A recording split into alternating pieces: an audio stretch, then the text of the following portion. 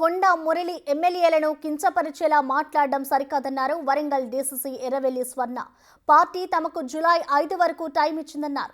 తాము పార్టీ మాటకు కట్టుబడి ఉన్నామన్నారు. కొండ ఫ్యామిలీపై అధిష్టానం నిర్ణయం తీసుకోకపోతే తాము ఏం చేస్తామో మీరే చూస్తారన్నారు ఎర్రవెల్లి స్వర్ణ.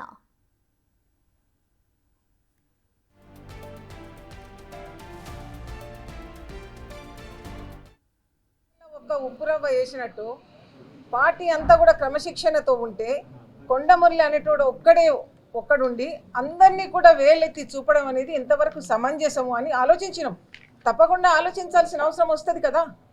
ఇవాళ సీనియర్ కాంగ్రెస్ 40 సంవత్సరాలు ఏకదాటిగా ఎమ్మెల్యేలుగా ఎంపీగా ఈ రాష్ట్రాన్ని మొత్తం ఏలిన సురేందర్ రెడ్డి గారు, రామసాయం సురేందర్ రెడ్డి గారి గురించి అవాకులు చెవాకులు పేలితే ఎవరు ఊరుకుంటారని అడుగుతున్నాం.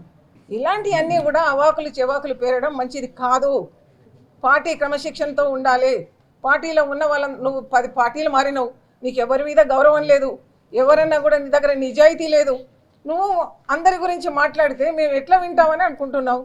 ఇలాంటి పరిస్థితి రాకూడదని మేము మా క్రమశిక్షణ కమిటీకి మేము అందరం కూడా చెప్పడం జరిగింది. వారు 5వ తారీఖు వరకు మాకు ఒక టైం ఇచ్చినారు. ఆ గడువు దాటిన తర్వాత వారు ఏం చేస్తారో ఏం చేయగలుగుతారో చూసిన తర్వాత మా నిర్ణయం మేము తెలియజేస్తాం. ఉండేడు పాలన. మరోవైపు తమపై ఉండి కొండ మురళి సవారీ చేయాలనుకోవడం కరెక్ట్ కాదన్నారు ఎమ్మెల్యే నాగరాజు. కొండ మురళి ఎవరికి సహాయం చేసింది లేదన్నారు ఆయన.